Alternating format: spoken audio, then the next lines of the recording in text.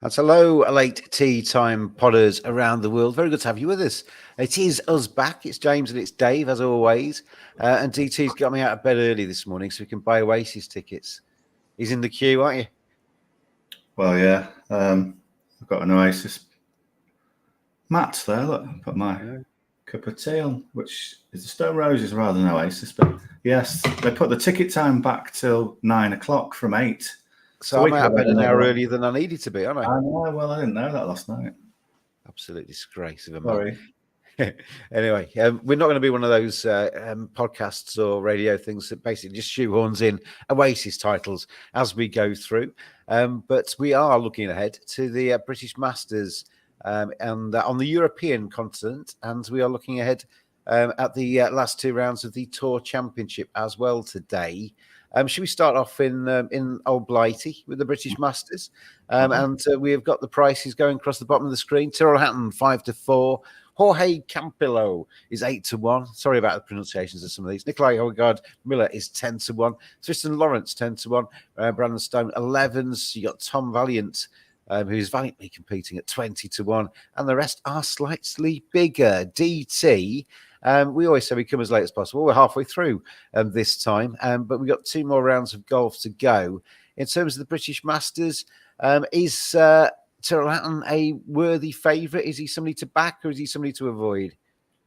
Yeah, I think he is. He's the sort of class act, isn't he? He's been playing live golf, obviously. We've seen bits of him in the majors, but really, really good round yesterday, 65, I think it was. So, yeah, he's a danger man. He knows how to get over the line. You know, he's won on the PGA Tour.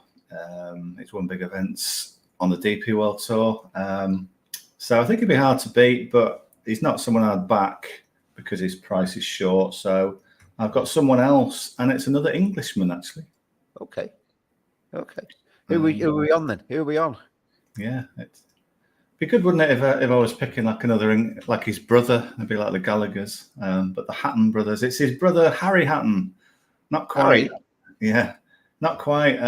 Not far off though. He's got the H as his initial for his surname. I'm going for. I don't even know much about this guy, Harry Hall. I know absolutely nothing about Harry. I know his brother Harry Hill, very good TV presenter, comedian. Yes.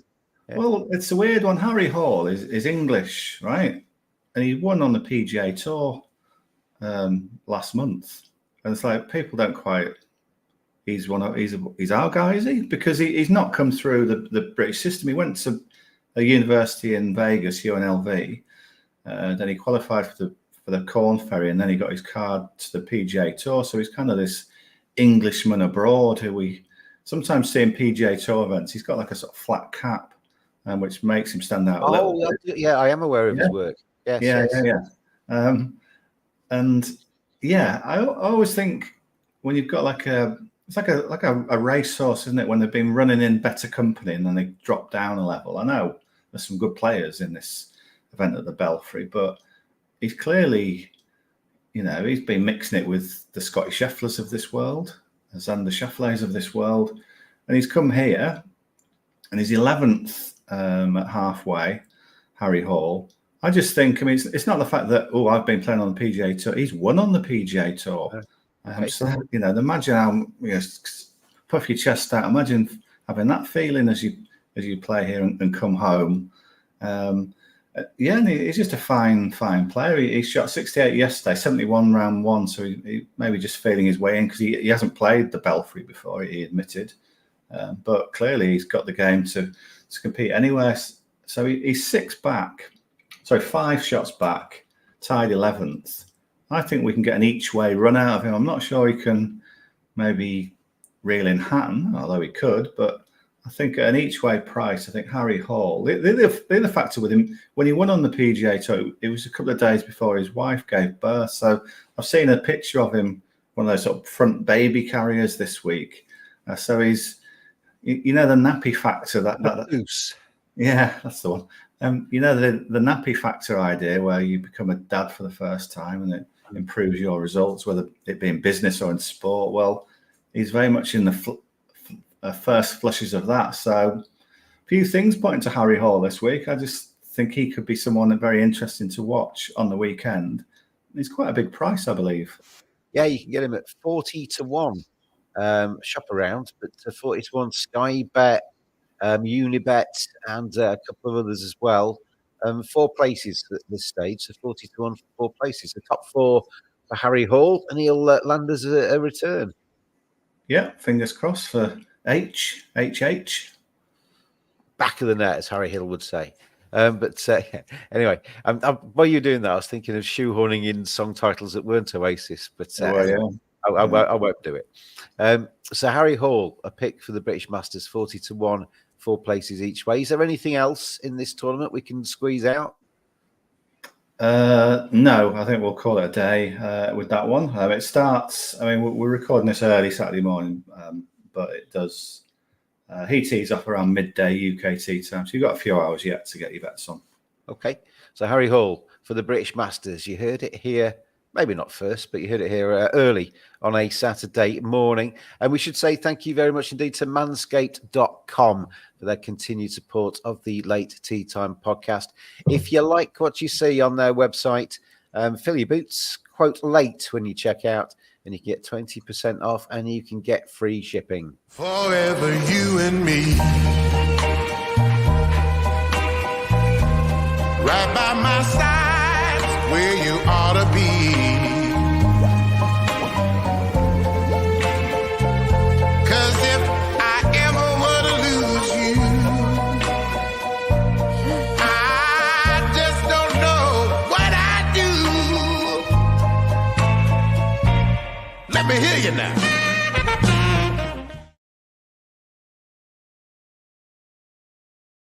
To manscaped.com for their support of the Late Tea Time podcast. You didn't see that Late Tea Time podders as that was playing. DT scampered to the back of his room, got a charger, and came back again. You all charged up now? I think so, yeah. So well done to Manscaped, yeah, for giving me that window of opportunity. If DT disappears, you know he's run out of juice. But anyway, and we are back then with the Late Tea Time podcast.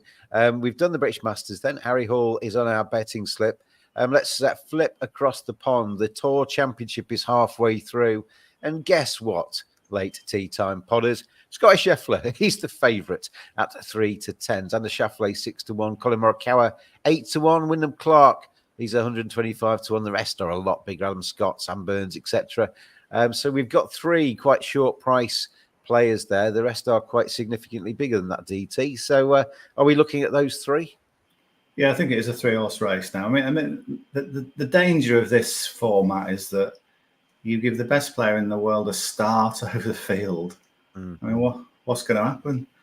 So it did look like, this is going to be a real anticlimax when he was 7 shots clear during, I think at the end of round 1, but certainly during yesterday, 7 clear, and you thought, what's it going to be? Is this just him hitting every green for the rest of the week and, lack of drama? But the others did close on him. Colin Morikawa, your mate, is playing out of his skin, absolutely out of his skin. So he's the one that I think can do some damage. I have seen a bet on a Betfair where you can back his 3rd round score to be under 68.5. So 68 or better for Colin. That's 4 to 5. I just think the way he's playing on his par 71, he can definitely do that. I think they'll give. I heard a rumor. I heard a rumor, DT, that he's a bit upset with me because when we did the quick questions on the website, have a look at lateteatime.com. Me and DT have answered the quick questions. One of the questions was, "Who's your favourite current golfer?" And I said, "I've got 2 friends. I've got Colin Morikawa, I've got Victor Hovland. If I had to decide, it would be Victor." So Colin's now trying to get back in my good books. Yeah, so clearly motivated by that this week. Yeah. He's, it's the obvious cause. Yeah, so a bit of reverse psychology from you there, so well done. But he is playing fantastic. It's whether can he reel him in. I don't think it's beyond possibility. Scheffler has been in this position before, maybe not quite as good, where he's wobbled having the lead in this tournament. So the way Morikawa was coming at him, certainly play that under 68.5 bet if you can get on Betfair. But it might just be worth a go on Colin Morikawa to win this. Maybe we're not quite done. I think with Scotty Scheffler, I mean, all sports go in sort of like cycles, and Scott is riding the crest of his wave at the moment, isn't he? It's an art, though, isn't it? And a mental strength to be able to not just be the best, but to continue to win. Because I mean, we see it in football. Pep Guardiola continuing to kind of recycle Manchester City to be the best in the football. You know, you've got that psychology of knowing you're the best, but kind of keeping going, keeping that drive to carry on, sinking the putts, smashing the ball down the middle of the fairway, and continue to take trophies. And he is an absolute beast, isn't he, Scott? He just keeps doing it. Yeah, I mean, just a winning machine. I've seen some graphics on screen this week. You know, the only player with seasons like this is Tiger Woods. So it's it's astonishing stuff. And yeah, to be honest, if you're just saying who's going to win, I'm from here. Scotty Scheffler's going to win from here. It's just whether there's enough juice in that Colin Morikawa price to maybe give him a go. I mean, could it be a playoff even? Possibly. We'll have to see. I mean, Scheffler could go the other way today. He could pull 7 or 8 clear.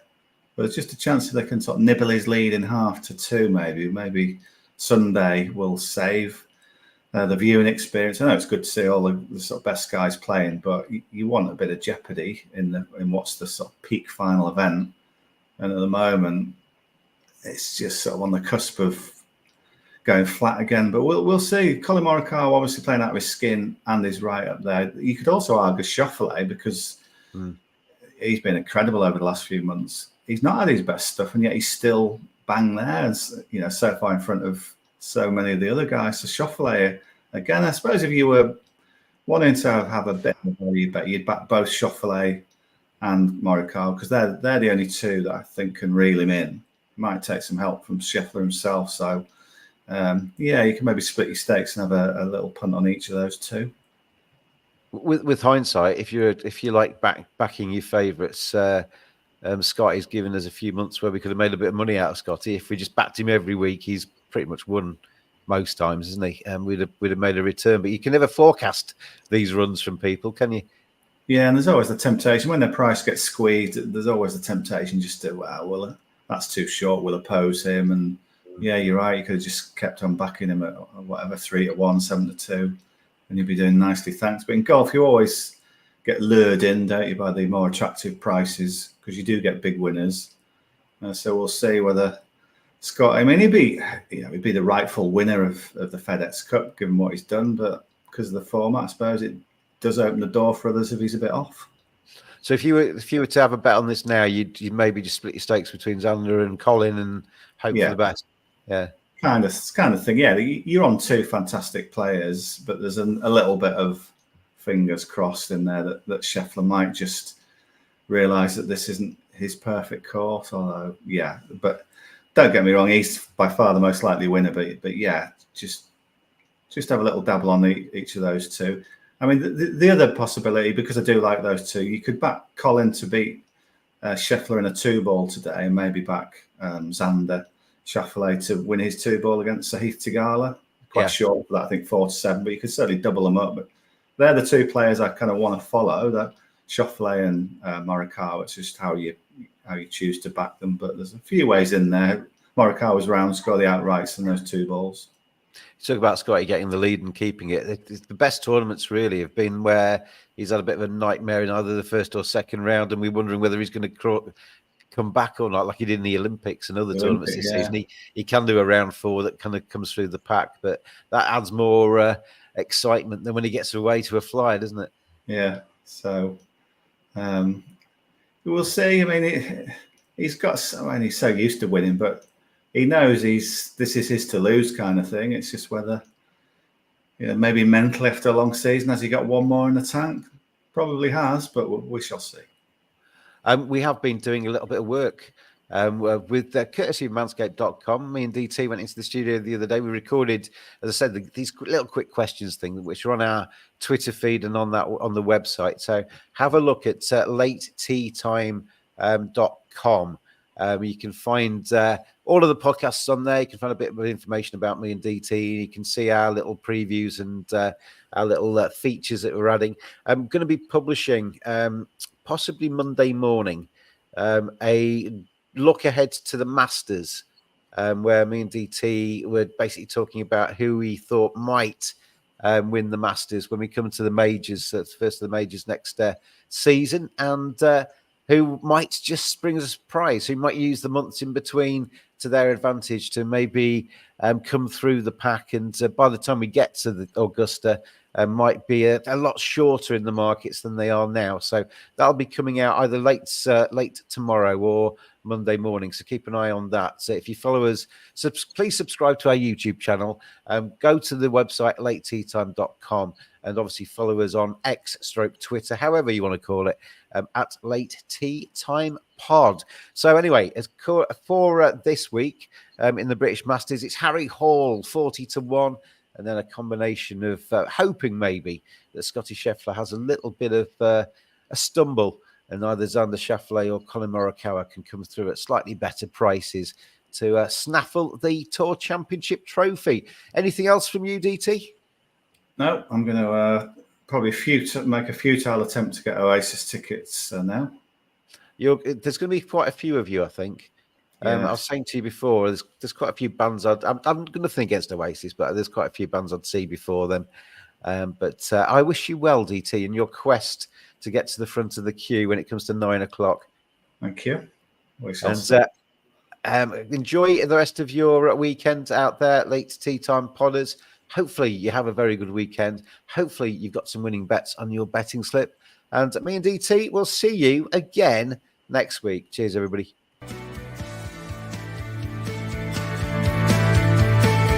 Always gamble responsibly.